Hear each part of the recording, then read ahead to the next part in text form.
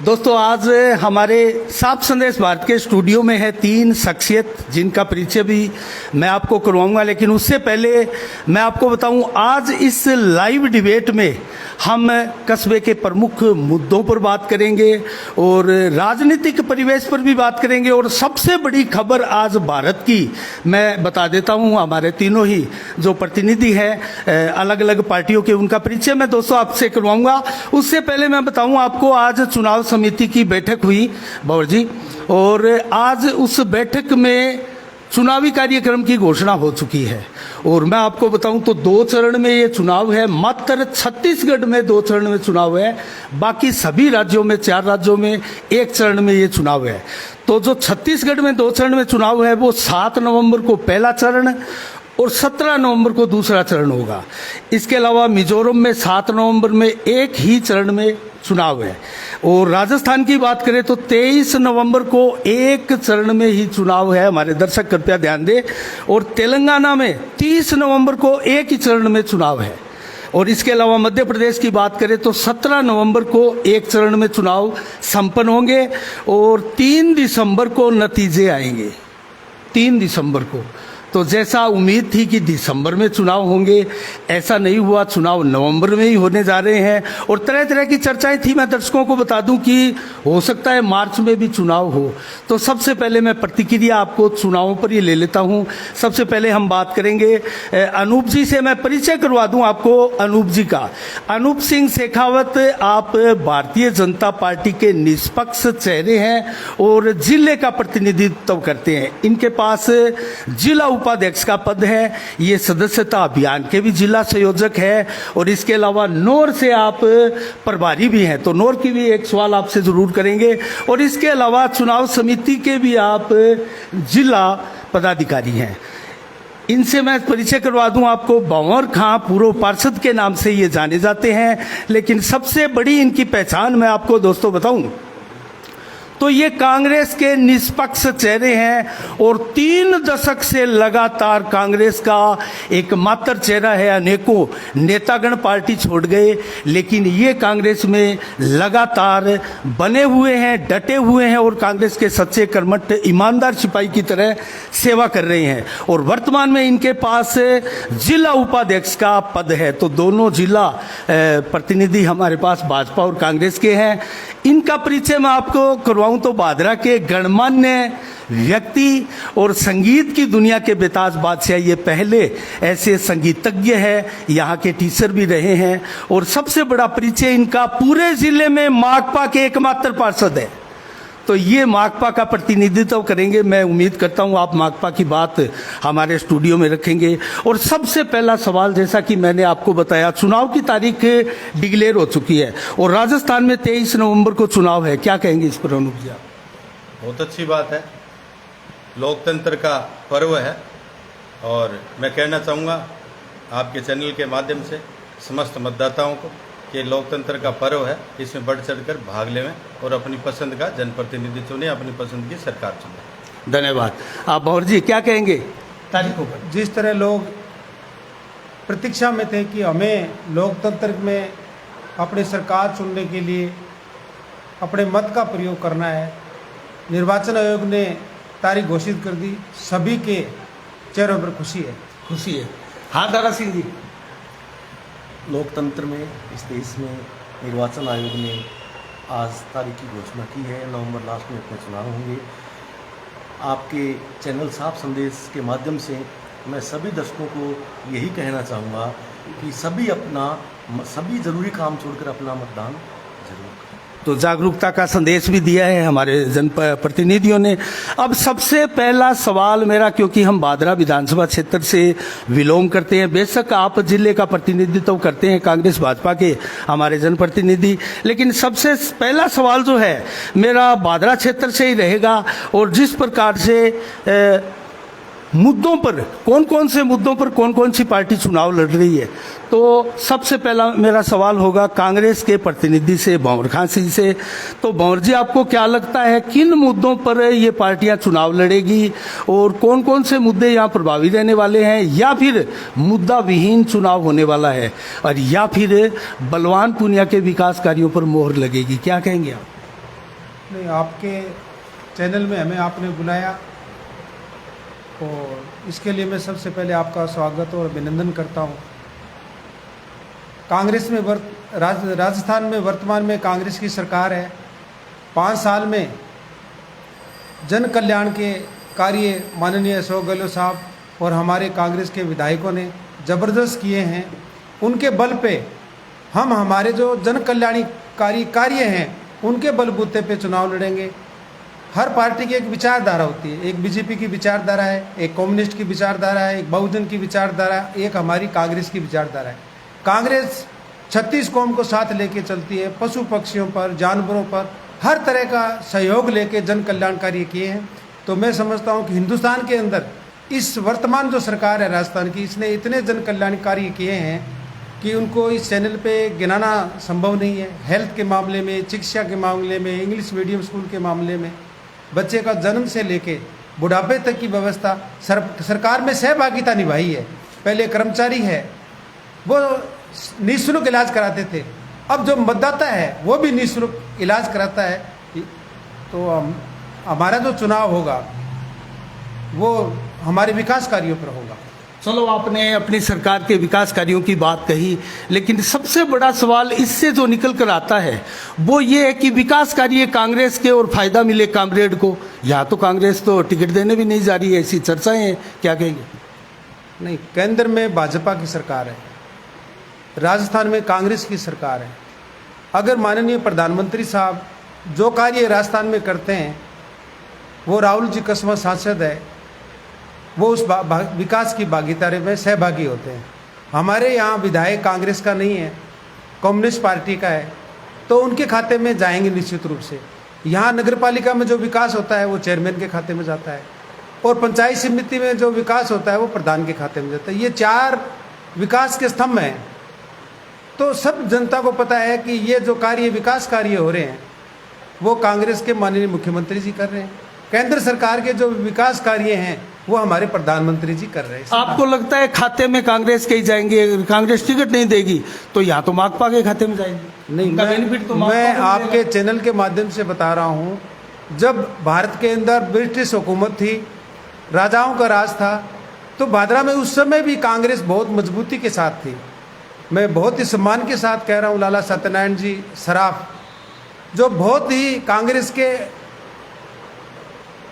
बहुत ऊंचे पद पे थे, और अखिल भारतीय जो कांग्रेस कमेटी थी उसके एक जिम्मेदारी पद पे थे, उसमें भी कांग्रेस मजबूत थी। आज भी कांग्रेस मजबूत है। पहले चुनाव से लेकर 2018 तक हर चुनाव में कांग्रेस की टिकट मिल रही है। ये कुछ लोग अनावश्यक बात फैला रहे हैं कि कांग्रेस की टिकट सहयोग में मिलेगी, निश्चित रूप से कहीं नहीं मिलेगी। इस बात का मैं पूर्णतः खंडन करता हूँ। हमारे लगातार पर्यवेक्षक आ रहे हैं, अगर यहाँ टिकट नहीं देनी होती तो केंद्रीय पर्यवेक्षक क्यों आते हैं? साउथ के आ रहे हैं, उत्तराखंड से आ रहे हैं, और लगातार संवाद में है। तो कांग्रेस टिकट देगी? निश्चित रूप से देगी। इसमें चलो, बहुत बहुत धन्यवाद। आपने जैसे भी आपने सवाल का जवाब दिया, और इस जवाब के साथ आपने कंप्लीट किया इस सवाल को कि कांग्रेस यहाँ टिकट देगी। तो अनूप जी से बात करना चाहेंगे। अनूप जी, किन मुद्दों पर यहाँ चुनाव होगा, आपको क्या लगता है, और क्या बलवान पुनिया के विकास कार्य हावी रहेंगे? जैसा अभी हमारे कांग्रेस के साथी भाई साहब भंवर खां जी ने बताया कि जन कल्याणकारी कार्य जन्म से लेकर के और बुढ़ापे तक का, जवानी तक का प्रबंध किया है कांग्रेस ने, जाहिर है उन्हीं मुद्दों पर होगी। लेकिन इसके साथ साथ ऐसे ज्वलनशील मुद्दे, ऐसे ज्वलनशील कार्य जो कांग्रेस ने इन 5 सालों में अपने पीछे छोड़े हैं, वो जनता के यहाँ सूल की तरह गढ़ रहे हैं। और न जाने राजस्थान की जनता, हमारे क्षेत्र की जनता कितने लंबे समय से इंतजार कर रही है कि कब ये लोकतंत्र का महापर्व आए, कब चुनाव की तारीख आए और कब हम अपना गुस्सा उतारें। इन्होंने जन कल्याणकारी कार्य किया जिसके तहत पिछले चुनाव में इन्हीं के स्टार प्रचारक और पार्टी के मुखिया राहुल गांधी जी ने हमारे हनुमानगढ़ में घोषणा की थी कि 10 दिन के अंदर, 10 तक गिनती गिनोगे, 10 दिन के अंदर अंदर आपकी जो है वो संपूर्ण कर्जा माफी कर दी जाएगी। इसका उल्टा असर हुआ है। लोगों की ज़मीनें कुड़क की जा रही हैं उस कर्ज माफी के चक्कर में लोगों ने पैसा जमा नहीं करवाया। कांग्रेस के भरोसे लोग बैठे रहे कि आज नहीं तो कल, आज नहीं तो कल कर्ज माफी आएगी, और उस टाइम जो डिफाल्टर होगा उसी का तो कर्ज माफ होगा, जो साहूकार होता है उसका थोड़ी तो कर्ज माफ। उस चक्कर में जो नहीं डिफाल्टर थे, जो साहूकार थे, वे लोग भी डिफाल्टर हो गए इनकी आस में, और आज उनकी जमीनें कुड़क की जा रही है। नहीं, जिस प्रकार से अशोक गहलोत ने 19 जिले पहले बनाए, 3 जिले अब बना दिए, अनेकों विकास कार्य इस राजस्थान में करवाए हैं, और आप जिस चीज की बात कर रहे हैं मैं आपको बता दूं, गायों के लिए अशोक गहलोत ने वसुंधरा जी से भी ज्यादा अनुदान दिया है। तो क्या विकास कार्यों के दम पर अशोक गहलोत वापस नहीं आ सकते? मैं गायों की बात बता रहा हूँ। पिछले दिनों लंपी रोग आया था गायों में। लंपी रोग में कितने लोगों को मुआवजा दिया गया है? महज थोथी घोषणा। अब मैं आपको, हम बाहर की बात नहीं करेंगे, 40-40 हजार का मुआवजा मिला। राजस्थान बहुत बड़ा है, आप डोर टू डोर जाइए भादरा में, ऐसे बहुत से पीड़ित लोग आपको मिलेंगे जिनको मुआवजा अभी तक नहीं मिला, चक्कर पे चक्कर लगाया जा रहा है। तो आपने कभी प्रेस कॉन्फ्रेंस करके, आंदोलन करके उनकी लिस्ट को सार्वजनिक किया? बिल्कुल, हमने लिस्ट को सार्वजनिक किया है। हमने ज्ञापन तक दिया है कि इन लोगों का जो जायज मुआवजा है वो मुआवजा दिया जाए। चलो, बहुत बहुत धन्यवाद। अगले सवाल के लिए आपके पास आएंगे। दारा सिंह जी से मैं पूछना चाहूंगा, दारा सिंह जी, वर्तमान में भादरा के जो चुनाव है आपको क्या लगता है किन मुद्दों पर लड़े जाएंगे, या फिर आपकी पार्टी जिस प्रकार से बलवान पूनिया दावे कर रहे हैं विकास के, तो उन विकास के मुद्दों पर ही चुनाव लड़ेंगे, क्या लगता है? देखो, राजस्थान की कांग्रेस सरकार, मुख्यमंत्री अशोक जी गहलोत के साथ में बलवान जी पूनिया ने, ये हमारा भादरा का सौभाग्य है। एक व्यवस्था बिगड़ रही थी राजस्थान में, जिसको बलवान जी पूनिया ने बड़ी दबंगता से संभाला। उसका एहसान आज भी मुख्यमंत्री अशोक जी गहलोत मान रहे हैं। अब बात करते हैं बलवान जी पूनिया पर। मैं तो बलवान जी पूनिया को भागीरथ कहूँगा, जो गंगा उतार के ले आए, और ये विकास पुरुष हैं। जब बचपन में थे, आज से 18 साल पहले यहाँ कॉलेज नहीं हुआ करती थी।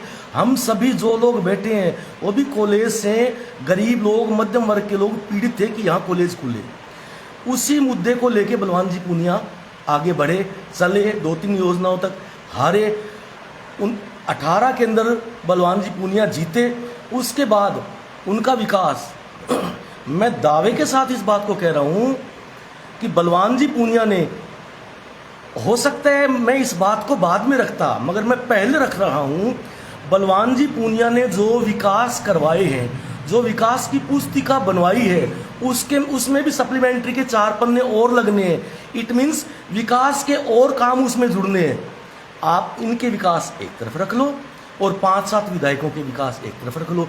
मैं दावे के साथ कह रहा हूँ, अगर कोई भी पूर्व का विधायक अपवाद को छोड़ते हुए कोई ये साबित कर दे, मौखिक कहना अलग बात है, लिखित एक अलग बात है, बलवान जी पूनिया ने जो विकास कार्य करवाए हैं, पूरी जनता ही नहीं, भादरा की जनता ही नहीं, पूरा राजस्थान मान रहा है। जिन मुद्दों पर, ओपीएस के मुद्दों पर बलवान जी पूनिया लड़े, जिस 3 कानूनों के विरुद्ध बलवान जी पूनिया लड़े कि किसी जमीन की, किसान की जमीन कुड़क नहीं हो जाए, वो कामयाब रहे। भादरा का एक लाल, जिसने सबसे पहले विधानसभा राजस्थान में आवाज उठाई कि ये काले कानून लागू नहीं होने देंगे, ओपीएस बलवान जी पूनिया के कहने से माननीय मुख्यमंत्री जी ने माना कि आखिर जाएंगे कहाँ वे लोग, क्या रिटायर होने के बाद हम उनको 1000 रुपये महीना देंगे? तो कितने विकास के कार्य गिनाऊं। कॉलेज माननीय संजीव जी ने यहाँ एक करवाया था, बिल्डिंग प्रॉपर चैन में नहीं बन पाई। अब इतनी बड़ी बिल्डिंग है, मैं तो आपसे निवेदन करता हूँ कि आप सभी चैनल वाले पहले तो कॉलेज को जाके दिखाएं। 3 college, ITI college, girls college, ये जो अपने भादरा में बोर्डिंग हाउसेस को बोलते हैं, उस कॉलेज को गवर्नमेंट कॉलेज करवाना क्या छोटी बात है? वहाँ के जितने भी लेक्चरर हैं वो गवर्नमेंट हो गए। जो बच्चे पढ़ रहे हैं वो बिल्कुल कम वैल्यू में, कम कीमत में पढ़ रहे हैं। देखिए, मार्क्सवाद की अगर मैं बात करूं, मेरा विषय था समाजशास्त्र, मैंने मार्क्सवाद को पढ़ा है। अब इसमें हम जाति भेद की बात नहीं कर रहे। उन्होंने 2 ही वर्ग उठाए, गरीब वर्ग और अमीर वर्ग। मैंने मार्क्सवाद ज्वाइन किया तो मैंने पढ़ा हुआ था, पढ़ने के साथ साथ मैंने विकास पुरुष को देखा। आज मुझे प्रसन्नता हो रही है कि 2 साल 8 महीने 7 महीने के आसपास हो गए जो विकास हमने देखे हैं। मैं बोल रहा हूँ मेरा ही नहीं, सभी पार्षदों का। बीजेपी के जो पार्षद हैं, हमारे जो विपक्ष के पार्षद हैं, वो भी इस बात को मानते हैं कि हमने खूब विकास करा। चलो दारा सिंह जी, आपको जितना समय दिया उससे ज्यादा ही समय लिया। पर मैं जवाब देना चाहूँगा, ये जिन्हें विकास पुरुष बता रहे हैं उनके राज में लचर और घटिया कानून व्यवस्था, पीने के पानी की किल्लत, सिंचाई के पानी की किल्लत। आप जिन्हें भागीरथी बता रहे हैं, 14 गांवों को जोड़ने के लिए नहर तो पता नहीं कब आएगी, कागजों में आई होगी। पिछले चुनाव में तो 100 करोड़ की घोषणा की गई थी 2022 के बजट में माननीय मुख्यमंत्री जी द्वारा, और 2023 में उन 100 करोड़ रुपयों का कोई जिक्र नहीं है। उसको छोड़िए, बड़ा मुद्दा है, होगा नहीं होगा। लेकिन भादरा में भागीरथी लाए हैं ये, लेकिन कैसी भागीरथी? सीवरेज का भट्ठा बिठा करके और गंदे पानी की भागीरथी लाए। आप हर गली हर मोहल्ले में जाकर के देखिए, बड़े बड़े गड्ढे और सड़कों के नीचे जो थोती हो रही है, जो जगह हो रही है, उनके नीचे भागीरथी चल रही है। ये बिल्कुल सही कर रहे हैं। और चिट्टे का व्यापार, चंदन का व्यापार, कानून व्यवस्था बिल्कुल बिगड़ी हुई, किसी का कोई धनी नहीं है। यहाँ आप किसी की मुराद लेकर के जाते हो, थाने में आदि में जाकर के पूछा जाता है आप कौन सी पार्टी से आए हो, उसके बाद में उसका मुकदमा दर्ज किया जाएगा। चलो आपकी बात भी मान लेते हैं, लेकिन जिस प्रकार से दारा सिंह जी ने जिक्र किया, कॉलेज बनवाए हैं, बिल्डिंग बनवाई हैं, सड़कें बनवाई हैं, उनको विकास नहीं माने। कॉलेज सब जगह ही है। राजस्थान में ऐसी कौन सी तहसील है जहाँ मुख्यमंत्री की सरकार की योजना ने कॉलेज नहीं दिए? सरकार किसी, हमारी सरकार कोई दूसरी है क्या? हम ये कहते हैं हमारी सरकार दर्जनों सड़कें बनी, हमारी सरकार कोई, हम राजस्थान के निवासी हैं तो हमारी सरकार भी तो वही है। जनता के लिए जो कॉलेज व्यवस्था दी है, तो हमारी सरकार में भी तो कॉलेज आई है। अच्छा दारा सिंह जी, आप ज्वलनशील मुद्दों को क्यों नहीं छेड़ रहे? नहीं, ठीक आप है, कॉलेजों की बात कर रहे हो, आप विकास की, आप सीवरेज का नाम नहीं ले रहे। आप इनसे पूछिए। आपके पास आऊंगा। भ्रष्टाचार हुआ नगर पालिका में। एक मिनट अनूप जी, मैं आपके पास आऊंगा। दारा सिंह जी, बहुत बड़ा आरोप लग रहा है कि सीवरेज से कस्बे का भट्टा बिठा दिया गया है, और जिस विकास की आप 100 करोड़ के बजट की बात कर रहे हैं और भागीरथी नाले की बात अभी आपने अपने वक्तव्य में कही, उसको एक प्रकार से कागजों में गुम कर दिया गया है। अगर बलवान पुनिया भागीरथी है तो फिर ज्ञान सिंह चौधरी क्या है और लालचंद डूडी क्या है, जिन्होंने इस क्षेत्र को समृद्ध बनाने के लिए भागीरथी प्रयास किए थे? क्या कहिए? मैंने अपवाद को छोड़ते हुए कहा था, मैं पूर्व के विधायकों का सम्मान करना चाहता हूं। हमारा दायित्व ये बनता है कि हम जनता के बीच में चुनाव में जाएं तो हम अपने विकास गिनाएं, और जनता गवाह इस बात का। अब मैं, अनूप जी पहले तो मेरी बात को शेयर कर रहे थे कि मुख्यमंत्री जी ने यहाँ कॉलेज बनवाए हैं। मानता हूँ मुख्यमंत्री जी ने, सरकारें तो केंद्र सरकार भी बजट देती है और यहाँ की राज्य सरकार भी बजट देती है, तभी विधायक करवा पाता हूँ। मगर आपको इस बात के लिए गर्व करना होगा कि आपके इस लाल ने संघर्ष करके जो विकास किया है, आप अपने मुंह से गिनवा के दिखाओ। मैं महज कॉलेज की बात नहीं करा, ये अपना सरकारी हॉस्पिटल उप जिला अस्पताल बन गया। अब ये भी बोलो तो भाई साहब, देगा कौन? देगी तो राज्य सरकार, देगा तो केंद्र सरकार, मगर लेके कौन है? अब से पहले ये 70 साल कहाँ चले गए थे? चलो दारा सिंह जी, आपके पास भी आएंगे। बिल्कुल, मैं सीवरेज की बात करूंगा। इससे पहले जो यहाँ विधायक थे, उस समय की ये योजना है, माननीय बलवान जी पूनिया ने इसको पूरा किया है और रिडकोर को पेनल्टी लगाई है। और यहाँ तक की ये जो पोजीशन आई है ना, सीवरेज के जो कनेक्शन हुए, आप उसको गर्व से नहीं ले रहे कि जितना काम हुआ है उतना हुआ है। नहीं, ये जो ओवरफ्लो होकर जो कस्बे में गंदगी का साम्राज्य फैल रहा है और नालियों में गंदगी डाली जा रही थी, ये तो एक प्रकार से ये तो आपराधिक षड्यंत्र है। एक प्रकार से अगर बात करें संविधान की, तो ये तो एक्ट का खुला उल्लंघन है, जो नालियों में गंदगी डाली जा रही है। देखिए, सीवरेज की, सीवरेज में बैग डाल रहे हैं, गुदड़ डाल रहे हैं, चप्पल जूते डाल रहे हैं। क्या मानसिकता है ऐसे लोगों की? अब लोग बोल रहे हैं कि सीवरेज कामयाब होगी या नहीं होगी, अभी तक तो हो रही है। नई सीवरेज है, ये कोई जानबूझकर थोड़ी डाल रहे हैं। हम ये मान सब इसके लिए जागरूकता का अभियान कौन चलाएगा? नगर पालिका को। उस ढक्कन को उठा के आप गुदड़ के, क्या घर के नाले में से गुदड़ चला जाएगा, बैग चला जाएगा? हमें क्या ये षड्यंत्र है? देखो मान के चलना चाहिए, अदरवाइज जा नहीं सकता। मैं बताना चाहूँगा, हमारे साथी बड़े भाई साहब दारा सिंह जी को शायद पता नहीं होगा, ये नगर पालिका के पार्षद हैं। सीवरेज की व्यवस्था को सुचारू रूप से चलाने के लिए गवर्नमेंट 1 करोड़ रुपया साल का दे रही है। 1 करोड़ रुपया साल का दे रही है, वो कहाँ खर्च हो रहा है? अब ये कह रहे गुद्दड़ आ रहे हैं, चप्पल आ रहे, अरे उसमें तो कुछ भी आएगा, लेकिन क्या वो रुक के खड़ा हो जाएगा? उसको सुचारू रूप से चलाने का जो काम है वो नगर पालिका प्रशासन का नहीं है। आप नगर पालिका में पार्षद हो, एक एक सड़क को 3-3 4-4 बार बना करके उसका बिल उठा लिया जाता है। न जाने कितने कितने फर्जीवाड़े हो रहे हैं, कितने भ्रष्टाचार हो रहे हैं। आप नगर पालिका का तो जवाब दीजिए। आप पूरी तहसील की राजनीति बाद में करना, पहले नगर पालिका के भ्रष्टाचार पर जवाब दीजिए। आपके सवाल का जवाब भी लेंगे। मैं बबरखा जी से बात करूंगा। आपकी सरकार ने सब कुछ दिया है विकास कार्य, और उन विकास कार्यों पर भाजपा विपक्ष जो है आरोप भी लगा रही है कि ये बड़े विकास कार्य नहीं विनाश कार्य हैं। क्या कहेंगे आप? सबसे पहले तो मैं, अनूप जी के संगठन के आदमी है, मैं संगठन का हूँ, और सीपीएम के जो आदमी है वो सत्ता के हैं।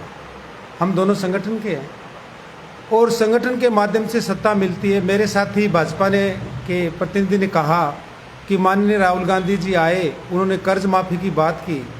मैं बड़े ही एक मजबूती के साथ, एक जिम्मेदारी के साथ जवाब दे रहा हूँ, और भादरा के मतदाता सुन रहे हैं। माननीय राहुल गांधी जी ने कहा कि राजस्थान में कांग्रेस की सरकार आएगी तो 10 दिन में कर्जे माफ़ कर देंगे, और 10 दिन में कर्जे माफ़ कर दिए। कुछ बैंक तो राजस्थान सरकार के अधीन है, कुछ बैंक राजस्थान सरकार के स्थानीय बैंक है, कुछ बैंक भाजपा के मोदी जी के अधीन है। तो जो राजस्थान के अधीन जो बैंक हैं उनमें संपूर्ण बैंकों से कर्जा माफ कर दिया। माननीय मोदी जी के केंद्रीय जो बैंक है वो उनके अंडर में है। अब वो फाइल गई है, वो जब तक ऑर्डर नहीं करेंगे वो कर्जा माफ नहीं होगा। इसलिए हंसी आती है बैंक है, ऐसी बातों पर, केंद्रीय सहकारी बैंक है, उसके सारे कर्जे माफ हो गए। कांग्रेस का सारे माफ एक हुए। तरह से देश में मालिक है। हाँ। कांग्रेस का जो राष्ट्रीय अध्यक्ष रह चुका है, कांग्रेस का जो राष्ट्रीय महासचिव रह चुका है, जो अपने आप को प्रधानमंत्री का दावेदार साबित करता है, उस आदमी को ये पता नहीं कौन सी बैंक सरकारी है, कौन सी बैंक प्राइवेट है। क्या आप लोगों के बैंक नहीं है? और अगर इतना भी आपको ज्ञान नहीं है तो फिर घोषणा करने की क्या जरूरत थी? घोषणा हमारी पूर्व मुख्यमंत्री वसुंधरा राजे जी ने की थी कि 50,000 तक के कर्ज माफी करेंगे, और वो करके दिखाए और करके गई है वो। तो माननीय, जब हमारे देश के प्रधानमंत्री मनमोहन सिंह जी थे, देश की आज़ादी से सबसे बड़ा कर्ज माफ उन्होंने किया कि उनके अधिकार क्षेत्र की। जब हनुमानगढ़ में मीटिंग हुई थी वो स्टेट लेवल की थी, उन्होंने स्टेट के लेवल के जितने बैंक थे कर्जे माफ कर दिए। मैं बड़ी मजबूती के साथ कह रहा हूँ, हम कांग्रेस विचारधारा से बिलोंग करते हैं, विचारधारा को हम मजबूती के साथ रखते हैं। रही बात सीवरेज की, भाई ने कहा कि निश्चित रूप से सच्चाई बात पाठकों तक कहने, क्योंकि हमारे 4 प्रतिनिधि हैं। सांसद भाजपा का है, सीपीएम का एमएलए है, निर्दलीय के सहयोग से कांग्रेस का चेयरमैन है, कांग्रेस के सहयोग से प्रधान है। 4 पोस्ट महत्वपूर्ण है। चारों ही लोगों की मॉनिटरिंग का अभाव रहा है। इन्होंने अपनी जिम्मेदारी नहीं, नगर पालिका में विपक्ष का पार्षद है, इनके सहयोग से बनाए, मॉनिटरिंग का 100% अभाव रहा है। उन्होंने जाके अपने अपने वार्डों में मॉनिटरिंग नहीं की, नगर पालिका ने मॉनिटरिंग कमेटी नहीं बनाई, लोगों को सहयोग नहीं लिया कि आपके मोहल्ले में नाली ये सीवरेज बन रहा है, आप मॉनिटरिंग करें, भविष्य में शुद्ध माल लगे, अच्छा माल लगे। ये मॉनिटरिंग का अभाव रहा है, जिसको, क्योंकि अब नवीनीकरण कौन करेगा? जनता करेगी, जनता वोट देगी, और तारीख भी तय हो गई है, तो सभी जनप्रतिनिधियों को अपना लाइसेंस रिन्यू कराना पड़ेगा। तो जनता का हिसाब। मैं इनकी एक बात का जवाब देता हूँ, बाद में मैं भूल जाऊंगा। ये मॉनिटरिंग की बात करें, दरअसल इसका नाम मॉनिटरिंग नहीं है, ये तालमेल का अभाव है। क्योंकि ये जो यहाँ के विधायक हैं ये माकपा से हैं, कांग्रेस से नहीं है। और जो कांग्रेस के, चाहे आप नगर पालिका है, चाहे पंचायत समिति है, चाहे कोई भी जहाँ भी बने हुए बैठे हैं, उनको काम करने नहीं दिया जाएगा। और काम जो होगा वो विधायक जी के कहने से ही काम होगा, उनकी मर्जी के बगैर कोई काम नहीं हो सकता। भले ये कहते हैं हम कांग्रेस के हैं, हमारी कांग्रेस की सरकार है, लेकिन यहाँ की सरकार कामरेड बलवान पूनिया की सरकार है, वो यहाँ के मिनी मुख्यमंत्री है। क्या बात करते हो आप? चलो हम आपके भी जवाब लेंगे, क्योंकि माकपा की यहाँ सरकार है। भावर जी, मैं आपके पास भी आऊंगा। दारा सिंह जी क्योंकि कामरेड बलवान पुनिया विधायक है और उनको ही जवाब देना पड़ेगा। आप उनके प्रतिनिधि, तो आपसे जवाब मांगेंगे। सीवरेज का आपने जिक्र किया, अनूप जी ने भी उठाया और मोहन जी ने भी सवाल उठाए हैं सीवरेज पर। सीवरेज के लिए 1 साल का ट्रायल होना जरूरी था, वो नहीं हुआ।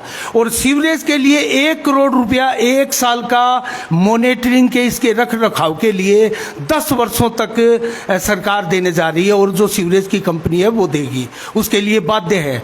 तो ऐसी एक प्रकार से व्यवस्थाओं के बीच में जो सीवरेज की दुर्दशा है, उसकी जिम्मेवारी कौन लेगा?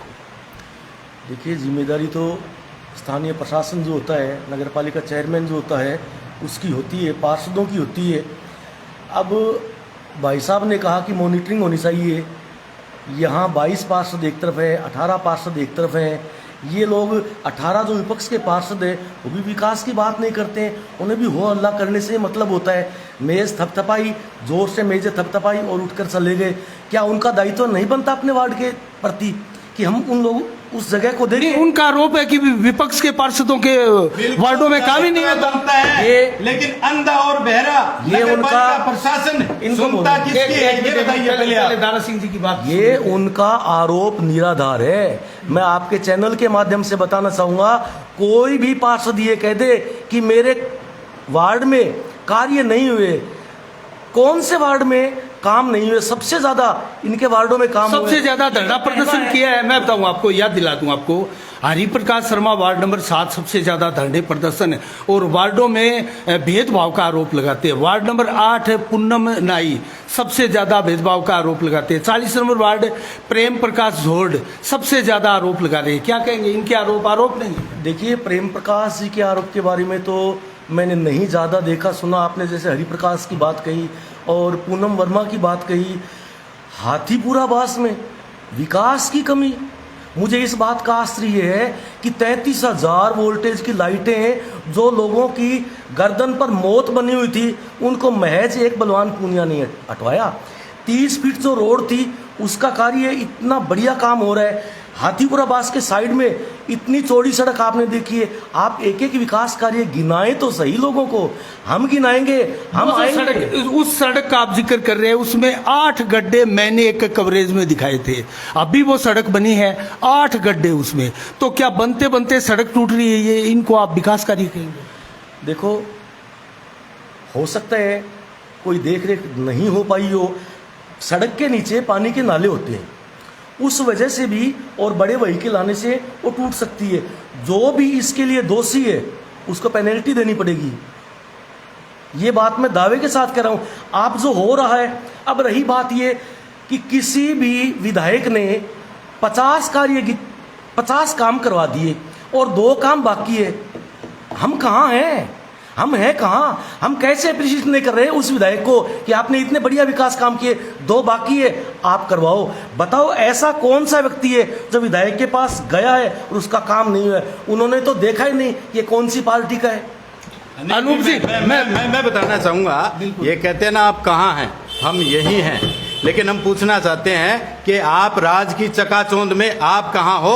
आप जिस हाथीपुरा की बात करते हो, डूम सागर उसी हाथीपुरा में आता है। लोग जब यहाँ नामात्र की बरसात होने पर वो लोग नारकीय जीवन जीने के लिए मजबूर होते हैं, उन नालों की सफाई नहीं होती है। इतनी हाइट अगर नाले की है तो इतना उसमें गंदगी भरी हुई है, उसकी सफाई हुए सालों सालों गुजर जाते हैं और वहाँ इतने बड़े बड़े कचरे के ढेर पड़े रहते हैं। मच्छर आदि के होने से मलेरिया जैसी जानलेवा बीमारियां वहाँ फैलती हैं। और आप जिन सड़कों की बातें करते हो ना, वो सड़क महज 1 महीने 1.5 महीने के बाद ही जैसे जैसे साधन चलते हैं ना, उनके टायरों के साथ साथ गोल हो जाते हैं, जैसे रबड़ का पट्टा गोल होता है उस तरह से। अब भौर जी क्या कहेंगे? कितना भ्रष्टाचार हो रहा है नगर पालिका में, कितना भ्रष्टाचार हो रहा है। शायद भाई साहब नगर पालिका के अंदर बैठ करके ये वाहवाहियां लेने की कोशिश करें। हम जमीनी रिपोर्ट बताते हैं, ये हाथीपुरा की बात करते हैं। इस सवाल का भी जवाब लेंगे दारा सिंह जी से। क्या कहेंगे बाबू जी? इत्तेफाक रखते हैं आप? भाई, अभी चुनाव की डेट हो गई और जनता हमारी डिबेट को भी देख रही है। हम अपने जनता फैसला अपने सोच के करेंगे किस आदमी को जनता ने पिछले चुनाव में जिम्मेदारी दी और जन कल्याण कार्य के लिए हिंदुस्तान की लोकसभा में भाजपा का आदमी कितना बोला, कांग्रेस लोग विधानसभा में कितना बोला, नगर पालिका के पार्षद नगर पालिका में कितने बोले, पंचायत के पार्षद, जिला परिषद और पंचायत समिति में कितने बोले, और जनता नवीनीकरण करती है। मैं चूंकि कांग्रेस का पक्ष रखता हूँ, हमारे काफ़ी अरसे से कांग्रेस का उम्मीदवार नहीं जीत रहा है, यहाँ वोटर कांग्रेस के हैं। निश्चित रूप से दल बदलू के कारण भी है, हमारे को संगठन को नुकसान हो रहा है।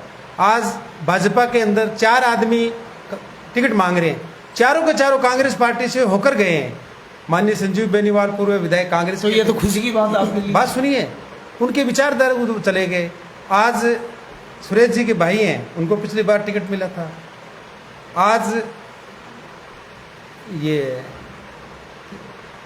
जयदीप जी हैं, वो हमारे अभी इस्तीफा देके गए संगठन से, कांग्रेस के संगठन से। तो कांग्रेस छोड़कर जा रहे हैं, इस चीज का दुख नहीं हो रहा आपको? नहीं, ये जा रहे हैं। बजरंग साहनी भी यहाँ जैसे राजनीतिक शुरू की थी तो यूथ कांग्रेस से शुरू की थी। मैं समझता हूँ कि यहाँ कांग्रेस के वोटर ज़्यादा हैं। भादरा विधानसभा में कांग्रेस विचारधारा के वोटर, मैंने पहले भी कहा, और इस बार जो है कांग्रेस का माहौल बड़ा है। सीपीएम के विधायक भी कांग्रेस की तरफ ललायित हैं, सब का मुंह कांग्रेस की तरफ है। तो निश्चित एक तरफ तो बाबू जी, मैं आपकी बात काटना चाहूंगा। मैं माननीय अशोक गहलोत साहब ने जो काम किए हैं वो पूरे भारत में उसकी सराहना हो रही है। मोदी जी ने अपने जबान से कहा है कि वास्तव में अच्छा काम कर रहे हैं। जैसे आपने कहा, गौओं के लिए, पशुओं के लिए निःशुल्क दवा, गौओं के लिए बीमा, चिकित्सा सुविधा और गरीब लोगों की चिकित्सा, इससे प्रभावित होकर हम बड़े आश्वस्त हैं कि कांग्रेस इस बार कांग्रेस का यहाँ हमारा प्रतिनिधि आएगा। हमारी 31 लोगों ने आवेदन किया है और निश्चित रूप से हम डोर टू डोर जाएंगे, हमारे कल्याणकारी विकास। चलो, इसके लिए आपको शुभकामना। मैं आपके एक सवाल का पर काउंटर जवाब सवाल करना चाहूंगा। आपने कहा सभी कांग्रेस से निकल कर गए हैं और कांग्रेस के वोटर यहाँ ज्यादा है। जब वो नेता छोड़ कर जा रहे तो उनको कहीं ना कहीं वोटर दिखाई नहीं दिए होंगे ना? इसका मतलब मैं बता रहा हूँ कि यहाँ से जाने के बाद हमारी स्थानीय समस्या भी, अभी मेरे साथी ने कहा और ये लगे रहते हैं, उन्होंने कहा कि गंदे पानी की ज़मीन है, बहुत चले गए। हमारे यहाँ पानी हॉस्पिटल में इकट्ठा क्यों हो रहा है? हमारे पहले कस्बा है, हम स्टेट लेवल के यहाँ प्रतिनिधि नहीं है। भादरा विकास कैसे हो? पानी का जो इकट्ठा है, हमारी जो नडिया जोड़ा है उस पर जिन लोगों ने कब्जा किया है उनकी ज़मीन खिसक रही है। नडिया जोड़ा 5 बीघा में है और प्रभावशाली लोगों ने कब्जा कर रखा है। तो पानी कितना भी, पानी क्यों निकल रहा है? उस ज़मीन से कब्जे हटने चाहिए। अब लोगों ने किए, अब लोग जा रहे हैं।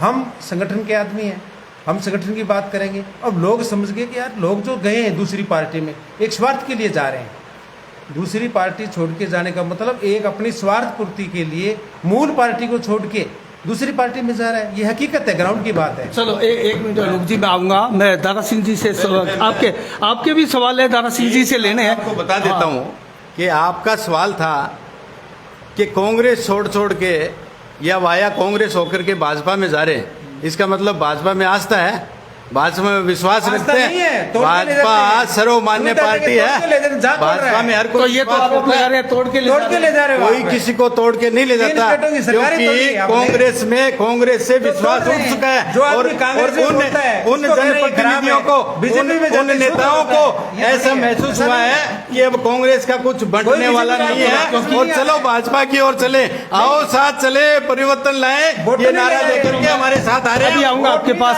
मैं एक मिनट में दोनों को रोकना चाहूंगा। आपको लाइव सैकड़ों की संख्या में लोग लाइव देख रहे हैं और अभी जो पीछे सवाल के जवाब जो बाकी हो गए, कम से कम वो तो दारा सिंह जी से ले। दारा सिंह जी, आपसे भाजपा का भी सवाल था और एक प्रकार से कांग्रेस ने भी सवाल दाग दिए। जिस प्रकार से नगर पालिका की बैठकें नहीं हो रही है और जो बैठकें हो रही है वो बैठकें विधायक के बगैर नहीं हो रही है। आप भी पहली बार पार्षद बने हैं, आपका दिल नहीं करता कि आप भी कोई सवाल करे चेयरमैन महोदया से, जो कि कुर्सी पर तो बैठती है लेकिन किसी सवाल के जवाब नहीं देती, जवाब विधायक जी देते हैं, आपको ये टीस नहीं होती? टीस किस बात की होगी, आप मेरे को बताइए। मैं बात अगर शुरू करूं नगर पालिका से, मैं बात करूं अगर हिंदुत्व से, हमारे 36 करोड़ देवी देवता है।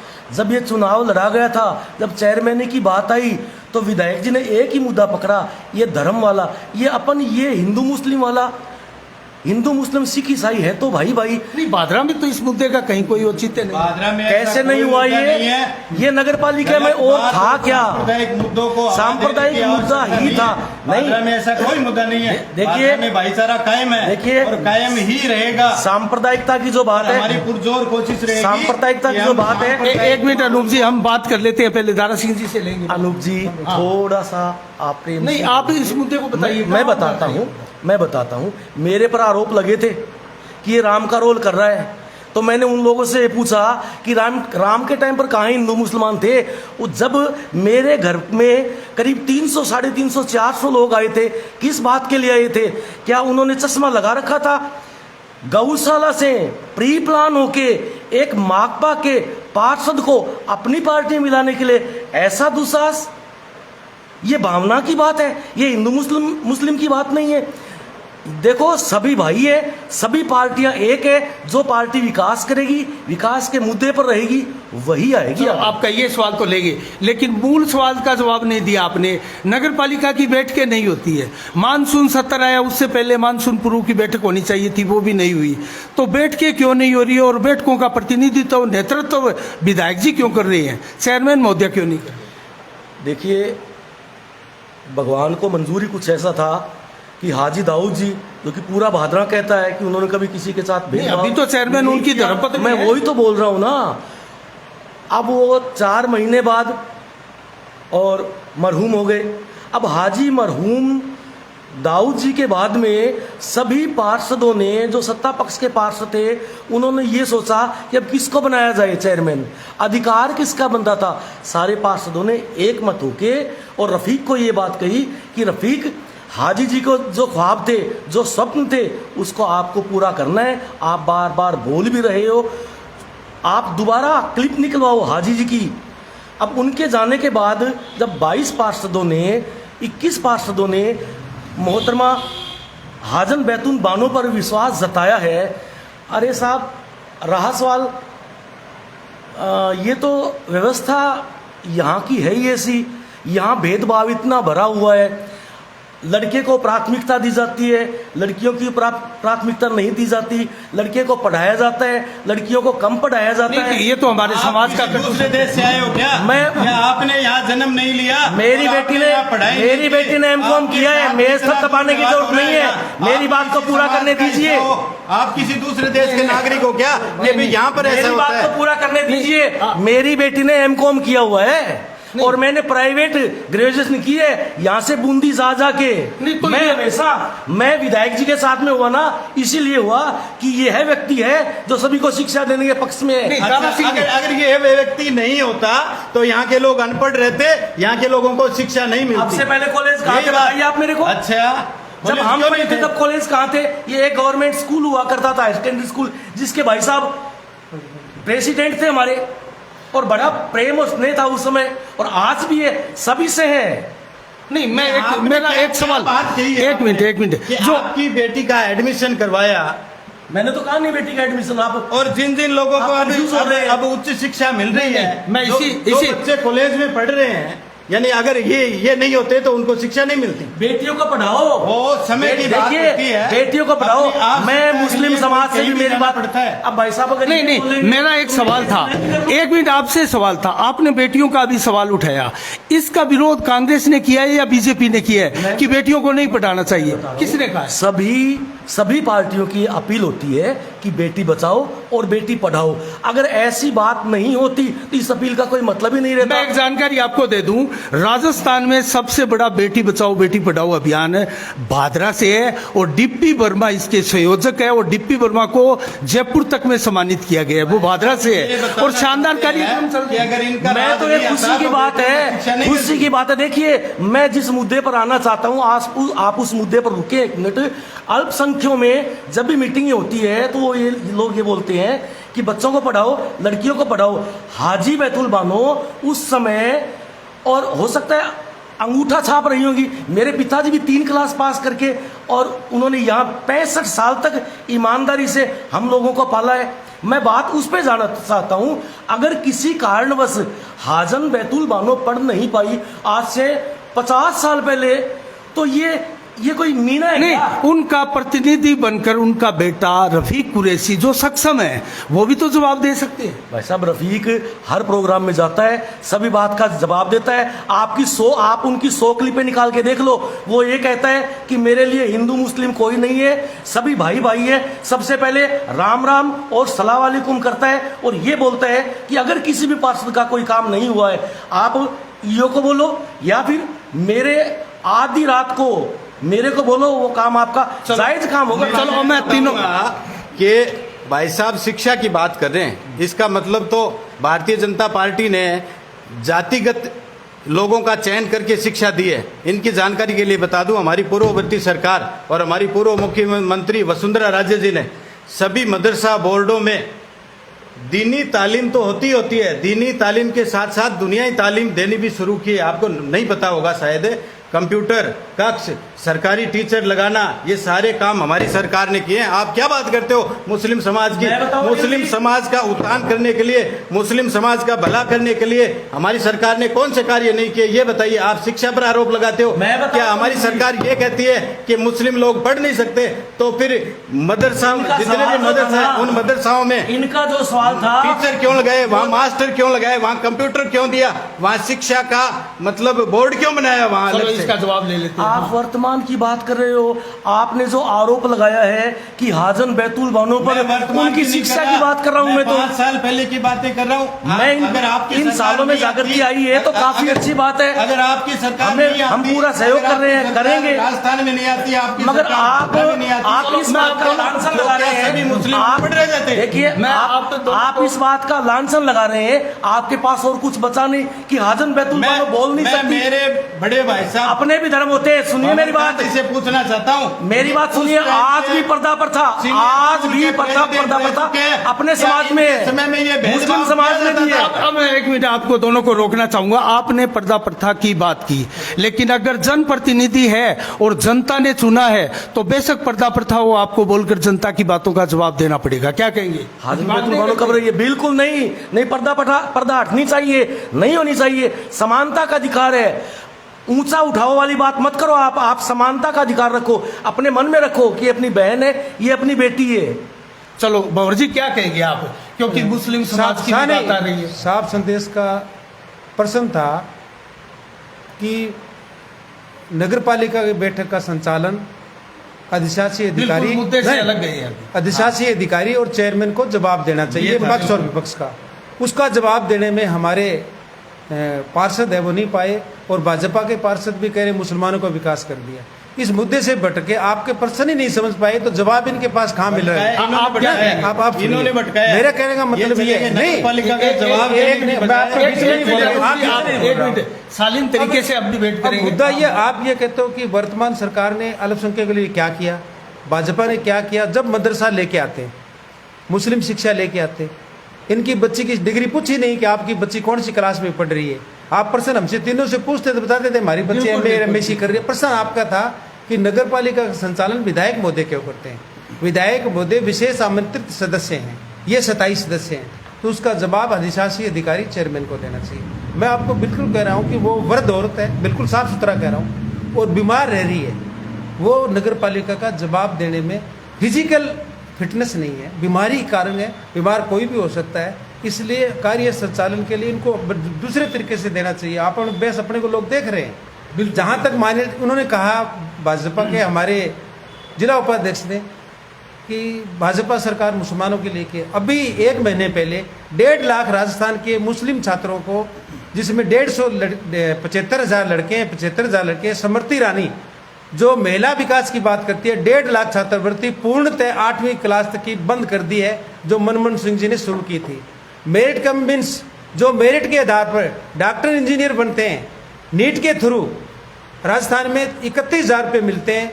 स्मृति ईरानी को वो शुल्क है बच्चों को। नहीं, मैं एक आपको मिनट एक मिनट रोकना चाहूंगा। हम लोकल मुद्दे पर बात नहीं, ये जो कह रहे हैं वो छत्रपति बंद, ये हमारा मुद्दा नहीं। आप लोकल बच्चों को राजस्थान की बात की है भाई मैं आप तीनों को रोकना चाहूंगा क्योंकि हम मुद्दे से भटक रहे हैं। मैं भौर जी एक मिनट आपके पास आऊंगा। तीनों को रोकना चाहूंगा क्योंकि हम मुद्दे पर से भटक रहे हैं। हम केंद्र की ओर की योजना पर जा रहे हैं। एक मिनट, अब मैं फिर उसी मुद्दे पर आता हूं। हम भादरा विधानसभा से बिलोंग करते हैं। यहां पर अगर बात करें तो 60 दिनों से किसानों का सिंचाई पानी को लेकर धरना जारी है भिरानी गांव में और डाबड़ी गांव में। और अगर बात करें फसल बीमा क्लेम की तो फसल बीमा क्लेम 2021 का 22 का भी रुका हुआ है और वर्तमान का भी रुका हुआ है और गिरदावरी नहीं हो रही है क्योंकि पटवारियों के पीछे हड़ताल थी।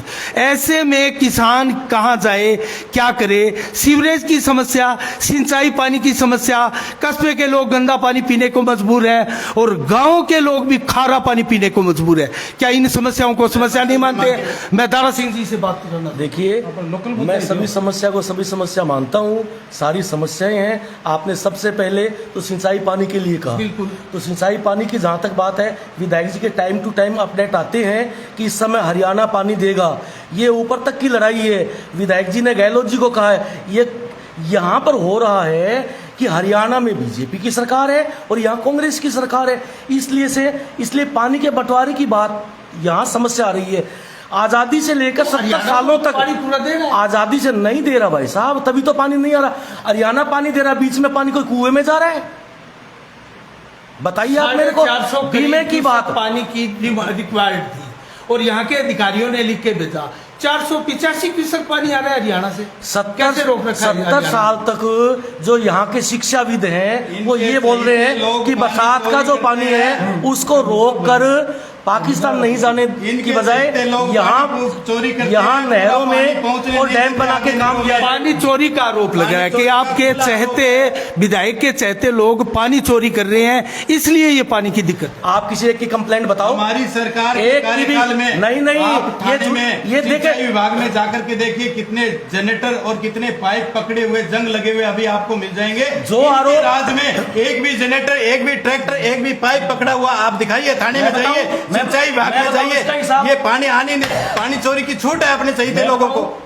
देखिए, साफ संदेश के माध्यम से आपने सैकड़ों बार ये दिखाया है कि विधायक जी ने रातों सर्दियों में नहरों पर जाके मॉनिटरिंग की है।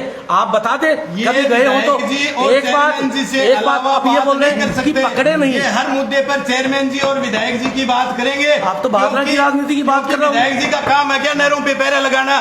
प्रशासन किस लिए? सिंचाई विभाग के अधिकारी किस लिए? पुलिस प्रशासन किस लिए? ये खाक ठान रहे हैं क्या? इतनी तनख्वाह ले रहे हैं ये लोग। आरोप खास में ये है कि पानी चोरी होता है और ये बहुत बड़ी समस्या है।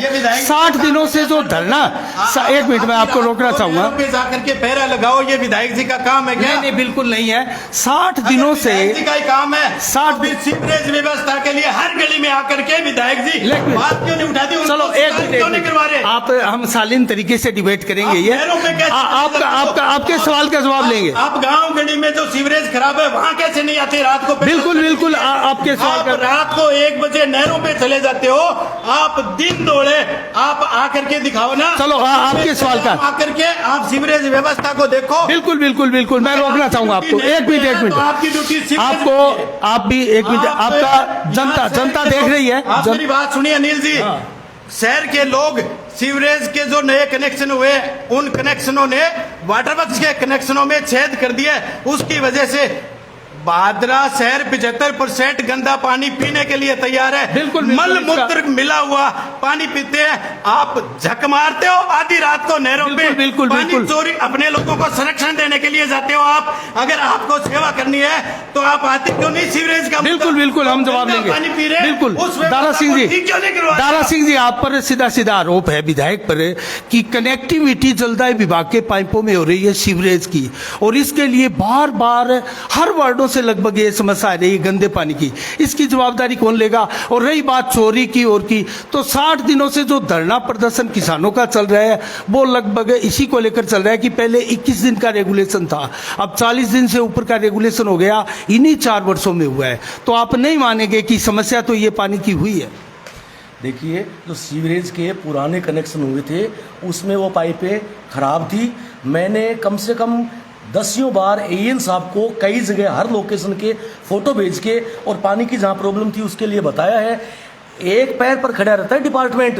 अब रहा सवाल इनका प्रशासन के कहने का, मैं आपकी एक एक बात का जवाब दे सकता हूं। मैं भी अब ये जोर जोर से बोल रहे हैं, क्या मुझे बोलना नहीं आता? मैं दे रहा हूं ना, मैं एक एक बात का ही तो जवाब दे रहा हूं आपकी। आप मेरे से प्रश्न कीजिए, आपकी हर बात का दो दो जवाब मिलेंगे। और बताइए आप मेरे को, प्रशासन की बात है, सुनिए, प्रशासन, पुलिस प्रशासन की जो बात है, पुलिस प्रशासन, विधायक जी बार बार यही बोलते हैं कि 5 सालों में जब विधायक ही पैसा नहीं लेगा तो पुलिस को कैसे लेने देगा?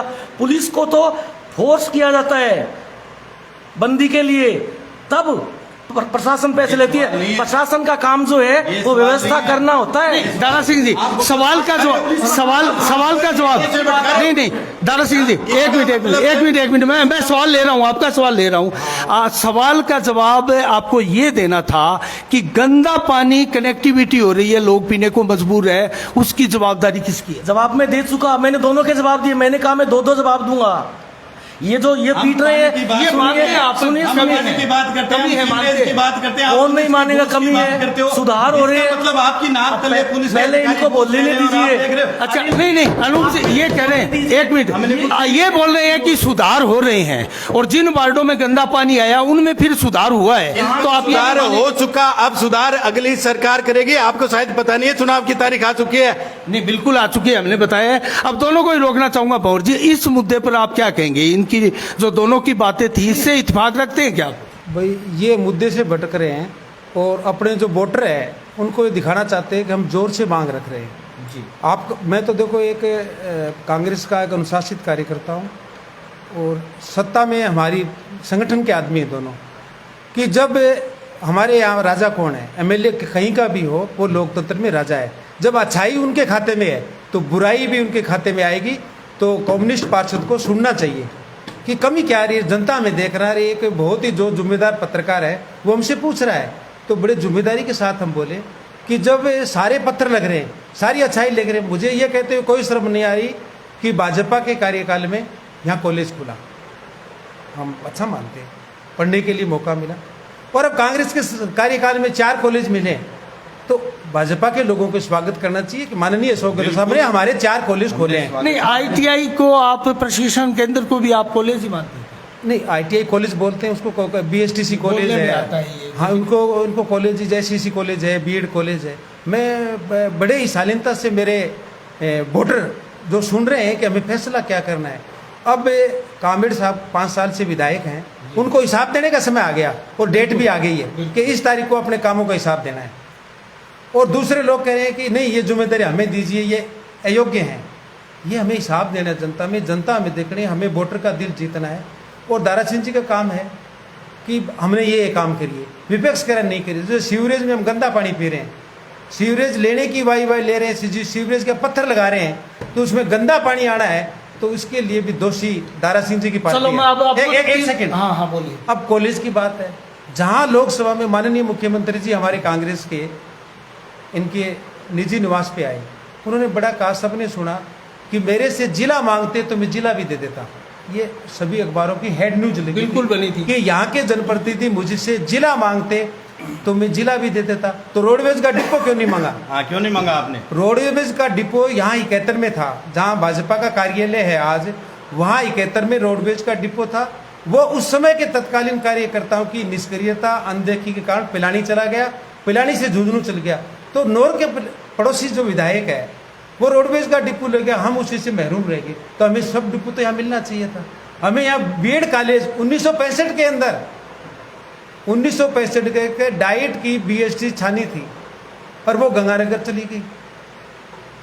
तो ज़्यादा से ज़्यादा विकास कार्य अपने कार्यकाल में लाएगा। कापी जांचने का काम, नंबर देने का काम जनता का है। जो अच्छाई बुराई हो रही है कि भी जहाँ काम नहीं हो रहा है वहाँ जनता पसंद करेगी। घटिया निर्माण हो रहा है तो वर्तमान विधायक के खाते में, अच्छा काम हो रहा है तो वर्तमान विधायक के खाते में। तो मैं कह रहा हूँ कि हमें जहाँ बड़ी ईमानदारी से कबूल कर लेना चाहिए कि इस काम में कुछ लापरवाही रही। चलो हम अभी तक, मैं आपको बता दूं, तीनों ही हम अभी तक कस्बे की प्रमुख समस्याओं पर बात कर रहे थे, विभिन्न मुद्दों पर हमने बात भी की। अब हम लीक से हटकर, क्योंकि दर्शक सारा देख रहे हैं, किसने ईमानदारी से जवाब दिया, किसका सवाल था, उस सवाल का जवाब मिला या नहीं मिला। आप तीनों ही अपनी पार्टियों के लिए बड़ी ईमानदारी से और सजगता के साथ अपनी बातें रखी। अब मैं थोड़ा सा पैटर्न चेंज करता हूं गौर जी, और अब हम, क्योंकि चुनाव की तारीख डिक्लेयर हो चुकी है, अब हम चुनावों पर आ जाते हैं। चुनावी मोड में जब जनता ही आ चुकी है, सरकार आ चुकी है, तो हमें भी आना चाहिए। अब मैं सबसे पहला सवाल आपसे ही दाग लेता हूं। 30 से अधिक दावेदार है कांग्रेस के, सुखदेव सिंह शेखावत जैसा बड़ा नाम भी है, बलवान पूनिया भी कांग्रेस की टिकट यहां नहीं आए इसके लिए प्रयास कर रहे हैं, और हो सकता है वो अंत में कांग्रेस की टिकट भी ले आए, कुछ गणितज्ञों का ये भी मानना है। और ईमानदारी से बात करें तो दयानंद बेरवाल भी है कांग्रेस के, और भी अनेकों नाम है। आप क्या कहेंगे, कांग्रेस में किसको टिकट मिलनी चाहिए, और क्या हो रहा है, ये पार्टी सही कर रही है या बलवान पूनिया कांग्रेस को यहाँ समाप्त कर रहे हैं, वो आप प्रचार पा रहे हैं, क्या कहेंगे आप? नहीं, मेरा इसमें स्पष्ट मत है कि हमारी कांग्रेस हाईकमान, अब टिकट वितरण का जो कार्य है वो केंद्रीय नेतृत्व के हाथ में आ चुका है, और हमारे 31 आवेदनकर्ता हैं यहाँ, और सभी ने आवेदन किया, सभी प्रयास कर रहे हैं।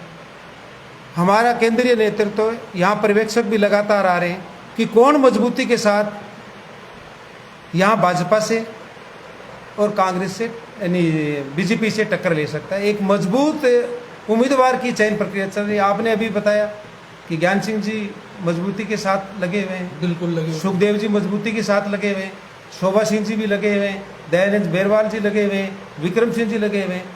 तो कम से कम 31 पंचायतों के लोग जो अपनी पंचायतों के प्रमुख लगे हुए हैं, बिरानी के सरपंच लगे हुए हैं, बड़ी मजबूती के साथ। और कांग्रेस में इस बार बड़ा अनुशासन रहेगा और सब एकमत रहेंगे, कभी बागी नहीं होगी। पिछली बार अगर इन दावेदारों में से किसी एक को टिकट मिलता है तो सारे के सारे ये हमारा बैठ की बैठक हो चुकी है, सभी एक साथ रहेंगे। पिछली बार आपने देखा था कि जब अगर बलवान पूनिया को टिकट मिल जाती है तो नहीं, कांग्रेस जिसको टिकट देगी हम उसके साथ रहेंगे।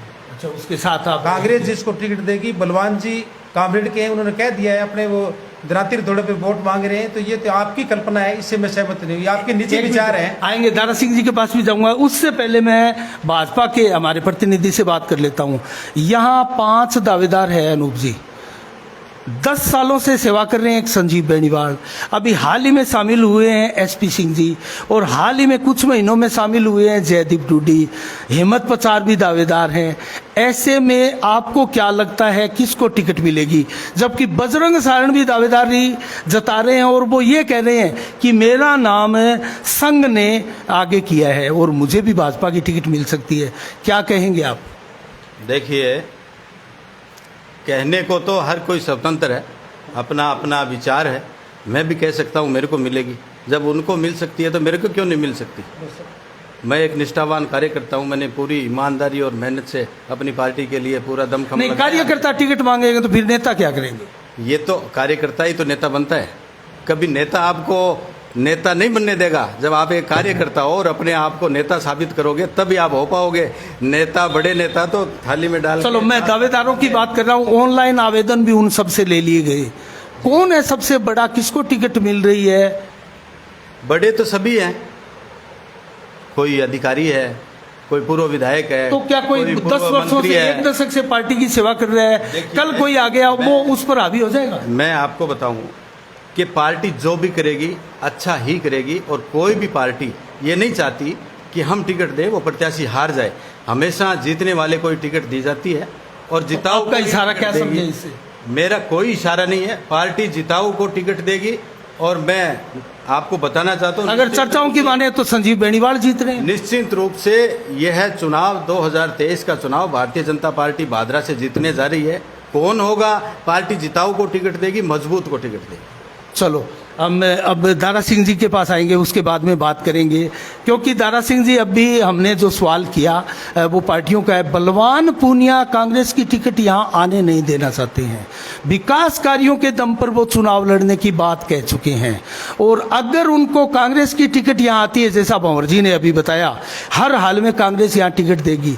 ऐसे में अगर हम बात करें विशेषज्ञों की माने तो बलवान पूनिया अगर कांग्रेस की टिकट आने से रोक नहीं पाते हैं तो जो तकाजा है राजनीति का वो ये कहता है कि बलवान पूनिया को एंट्री कर जानी चाहिए, क्योंकि हर दशक में भादरा के नेता पार्टियां बदलते हैं। आपको क्या लगता है, बलवान पूनिया पार्टी बदलेंगे? देखिए, बलवान जी पूनिया पार्टी नहीं बदलेंगे, और बलवान जी पूनिया कांग्रेस के कोई भी कैंडिडेट को रोक भी नहीं रहे हैं, और उन्हें रोकना भी नहीं चाहिए। जितने भी हैं, आओ, जिसने जो कुछ किया है, जो विकास किए, अपने विकास के नाम पर वोट ले।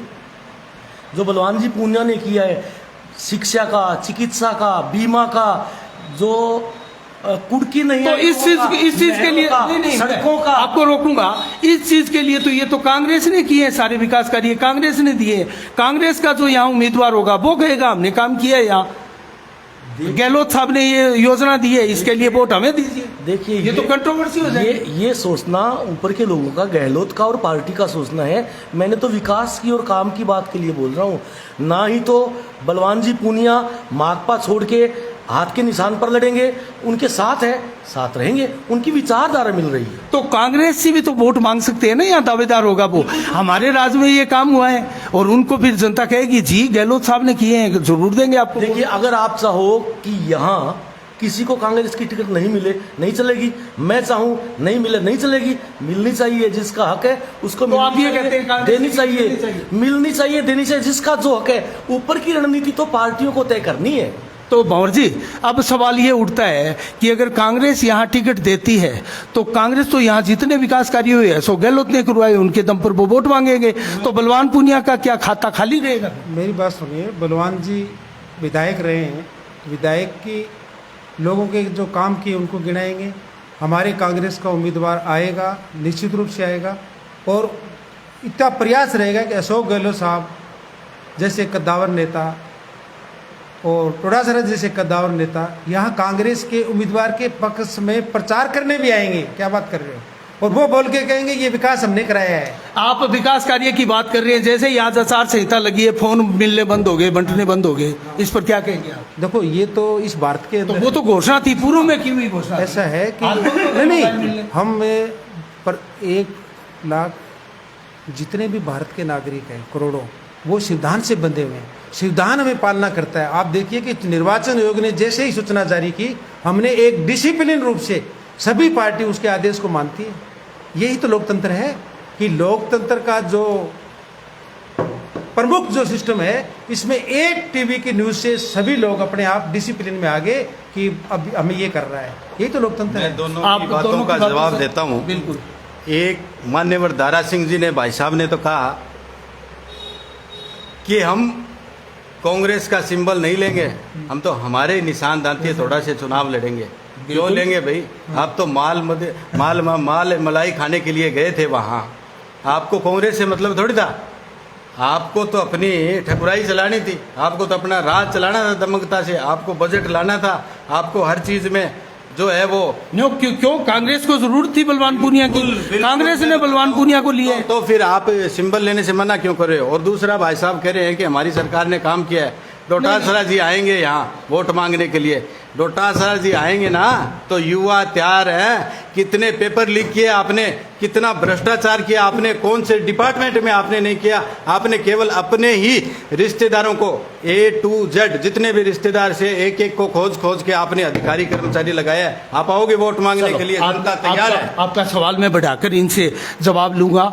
जिस प्रकार से इन्होंने आरोप लगाया कि पेपर लीक आदि की भयंकर समस्या रही यहाँ, लेकिन मैं एक सवाल इसमें और जोड़ देता हूँ, जनता को उसका जवाब भी चाहिए, क्योंकि ये भी जनता का जवाब है, हमारा कोई सवाल नहीं होता, सारे सवाल जनता के होते हैं। राजस्थान आज अपराध में नंबर 1 है, दुष्कर्म में, महिलाओं के साथ दुष्कर्म में राजस्थान नंबर 1 हो रहा है।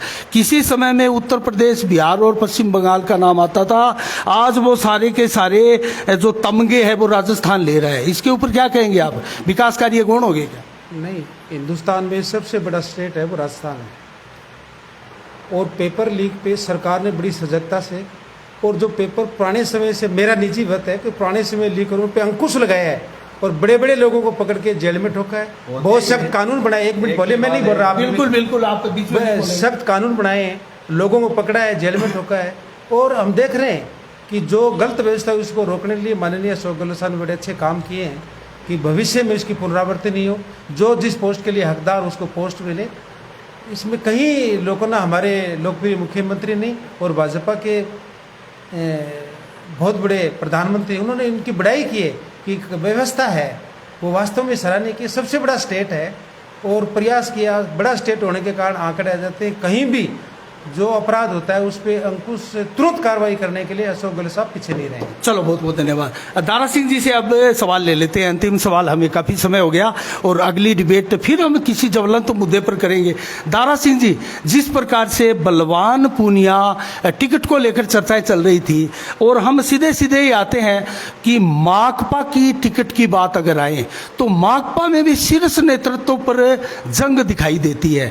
एक तरफ अखबारों में खबरें आती है कि कांग्रेस और माकपा में गठबंधन हो रहा है, 3 या 4 सीटों के ऊपर सहमति बन सकती है। वहीं सर्वा जो अमरा राम जी है वो कहते हैं कि ये सब भ्रामक खबरें हैं, अशोक गहलोत बेकार में इन खबरों को तूल दे रही है, कांग्रेस तूल दे रही है। तो इसके पीछे की सच्चाई क्या रहे? क्या अमरा राम और बलवान पूनिया की कोई जंग चल रही है पार्टी पे कब्जे को लेकर, या फिर क्या कहेंगे? एक बार तो बलवान पूनिया को पार्टी से निकाला भी था। अनिल जी, आपने जो प्रश्न पूछा है ना, ये भादरा तहसील के लिए नहीं है। आप पार्टियों के आवरण की बात कर रहे हो, और यहाँ की बैठक जो है वो इस विषय के लिए थी कि आज बिगुल बज गया, आचार संहिता लग गई, आगे आने वाली नवंबर 30 को और जनता किसको वोट देगी, किसको अपना नेता चुनेगा। भादरा से जुड़ा हुआ है ना। अगर माकपा की टिकट यहाँ से बलवान पूनिया लड़ते हैं जब तो कोई बात ही नहीं है, लेकिन वो कांग्रेस की टिकट यहाँ साइलेंट रखने की बात कर रहे हैं और अपनी जुबान से कहे हैं, और कांग्रेस यहाँ टिकट दे रही है, ऊपर से समझौते की बात आ रही है। वो समझौता नहीं हुआ तो यहाँ बहुत भारी फेरबदल हो जाएगा। देखिए, बलवान पूनिया भादरा की इस भूमिका लाल है, जो भी फैसला लेगा खूब बढ़िया लेगा, ऊपर की राजनीति से नहीं जाके यहाँ की जो राजनीति है भादरा की, यहाँ के विकास की जो राजनीति है उसी पर ही रहेगा। अच्छा, धड़ाधड़ विकास कार्य हो रहे हैं। कल हमने देखा 20 शिला पट्टिकाओं पर एक साथ कपड़ा लगाया हुआ था, वो वीडियो भी वायरल हो रहा है, और एक साथ कपड़ा हटाकर शिलान्यास किए जा रहे हैं। अब जो शिलान्यास हो रहे हैं, आज आचार संहिता भी लग गई, कल जो हुए हैं वो काम फिर कब होंगे? और तो चुनाव हो रहे हैं, 1 महीने में चुनाव संपन्न हो गए, 3 दिसंबर को तो रिजल्ट आ जाएंगे, यहाँ सरकारें बदल जाएगी, विधायक बदल जाएंगे, फिर वो शिलान्यास किए हुए सैकड़ों पत्रों का औचित्य क्या है? नहीं, आपने कैसे मान लिया कि जो शिलालेख है उनके काम हुए नहीं?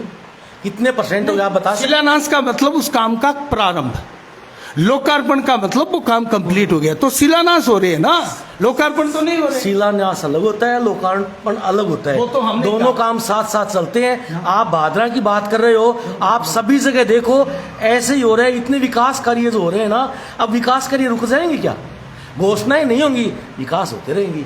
मैं आपको याद दिला दूं, वसुंधरा राजे सिंधिया जब 2013 में आई थी, लास्ट में 350 घोषणाएं की थी, उनमें से मात्र 12% ही इम्प्लीमेंट हुआ था, और अशोक गहलोत ने भी उसी प्रकार से घोषणाएं कर रहे हैं, और इनमें से भी 10, 12, 15% ही इम्प्लीमेंट होगी, तो बाकी घोषणाएं तो कागजों में रहेगी। घोषणा हो गई, बजट आ गया, काम शुरू हो गया, अब काम तो होगा, तब समय लगेगा उसमें।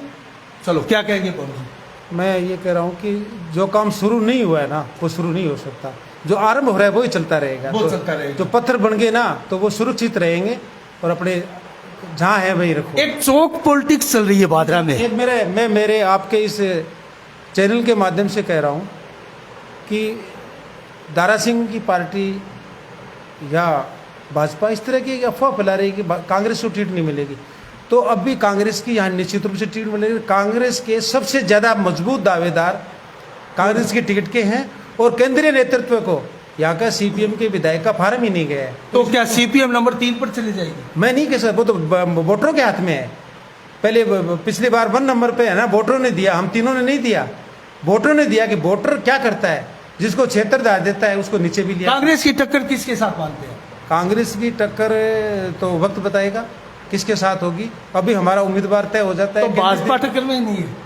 नहीं, मैं इतने अच्छी कैसे बात कर दूं कि कौन टक्कर ये में? अच्छी बात कैसे? नहीं, ये तो आज की तारीख में कैसे कह सकते हैं। बड़ी जिम्मेदारी पार्टी से मैं प्रतिनिधित्व कर रहा हूँ। टक्कर में तो हमारा निश्चित रूप से आपके चैनल के माध्यम से कह रहा हूँ कि हमारी टिकट के मांगने वाले दावेदार सबसे ज़्यादा हैं बादरा में, और बड़े मजबूती के साथ उनका एक्सपीरियंस है। वो चाहे भाजपा का उम्मीदवार हो चाहे सीपीएम का, उधर ज़्यादा एक्सपीरियंस रखते हैं। निश्चित रूप से कांग्रेस की टिकट आएगी और मजबूती के साथ कार्यकर्ता के दल पे हम वोट लड़ेंगे, इस बार विजयी रहेंगे। और विधानसभा में जो लोकल मुद्दे हैं वो हमारे सीपीएम के साथी ने नहीं उठाए। सब्जी मंडी के, मैं कह रहा हूँ सब्जी मंडी की समस्या थी, आज इनको सब्जी मंडी विकास करना चाहिए था।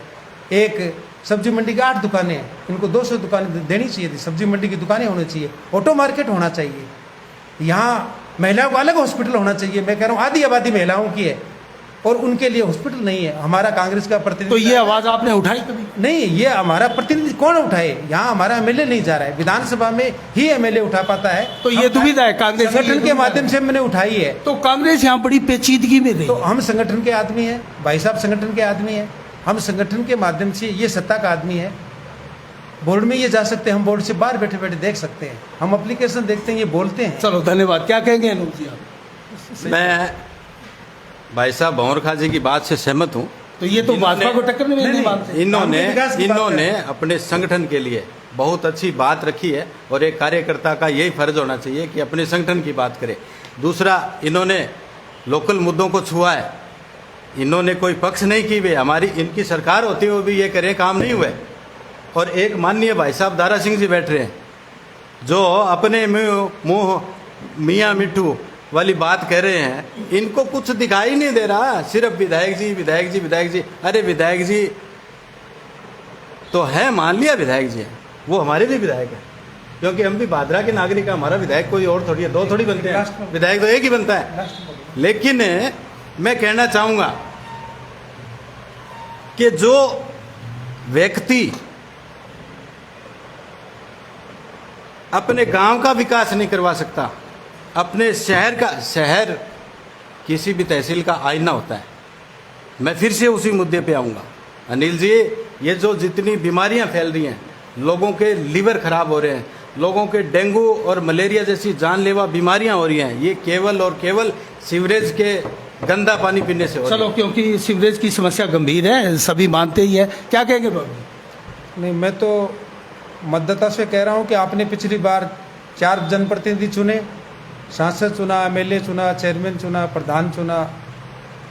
इस बार अपने सोच के और क्षेत्र के विकास के लिए ऐसे व्यक्ति का जो क्षेत्र की विकास की विधानसभा में समस्या रखें और क्षेत्र का हमें राजस्थान के 200 विधानसभा में सबसे अग्रणी हो, क्योंकि हमारा भादरा है वो अग्रणी रहा है। और मूलभूत सुविधाएं हम चाहते हैं, एजुकेशन हब बने, आदि आबादी के लिए बड़ा अस्पताल बने, तो यहाँ का जो जनप्रतिनिधि है वो जाके वहाँ रखेगा, तो इससे होता है। मैं तो कह रहा हूँ पार्टी किसकी है, हमारा जनप्रतिनिधि हमारे जनता के प्रति, लोकल जनप्रतिनिधि कितना जागरूक है, निश्चित रूप से उसका लाभ मिलता है। आपने हमें बुलाया, हम आपको डिबेट एक मिनट मतलब है कि इन्होंने कांग्रेस कार्यकर्ताओं की अनदेखी की है, आम जनता की अनदेखी की है। चलो, वो मायने जनता निकाल लेगी, वो मायने जनता निकाल लेगी। दारा सिंह जी क्या कहेंगे आप? देखिए, जो बात भंवर खां जी बोल रहे हैं वो काम राजस्थान की विधानसभा में 200 विधायकों में से सबसे ज्यादा बलवान कर रहा है, सबसे ज्यादा काम करवा रहे हैं। दिख नहीं रहे हैं, पढ़ नहीं रहे हैं, चश्मा लगा हुआ है, ये चैनल के माध्यम से सभी लोग देख रहे हैं, ये जनता है, सब जानती है। चलो, बहुत बहुत धन्यवाद। आप तीनों ही हमारे प्रतिनिधियों का, माकपा से आप थे दारा सिंह सोनी, कांग्रेस से आप भंवर खां जी और अनूप सिंह जी भाजपा से। और दोस्तों, हमने माफ़ कीजिएगा, हमने कई मुद्दों पर हम बहस नहीं कर पाए और उनमें से ही कुछ मुद्दे ऐसे थे जिनको हम बीच में बहस नहीं कर पाए, समय ज़्यादा हो गया। तो तीनों का एक बार फिर से मैं बहुत बहुत धन्यवाद देता हूं। आपने बड़े ही शालीन तरीके से इस डिबेट में भाग लिया और जोश होता है, भाजपा के प्रतिनिधि में जोश था, लेकिन जोश भी होना चाहिए, जोश के साथ होश बड़ा जरूरी है। तो बहुत बहुत धन्यवाद तीनों का। ये विपक्ष के है ना, इसलिए हम देखें विपक्ष। तो सभी दर्शकों का बहुत बहुत धन्यवाद, आपने इस डिबेट को देखा। कमेंट में कमेंट में आप जरूर इस डिबेट को लेकर हमें अवगत करवाइएगा। ये डिबेट आपको कैसी लगी और कौन से मुद्दे हमने छोड़े, ताकि अगली जो डिबेट हो मजबूत उन प्रतिनिधियों के साथ, उसमें हम सारी की सारी समस्याओं को रख सके और हमें क्या सुधार करना चाहिए। साफ संदेश भारत की ये पहली डिबेट थी। दर्शकों, आपको कैसी लगी? इसी के साथ साफ संदेश से मैं अनिल कौशिक, नमस्कार, जय भारत, जय जय राजस्थान।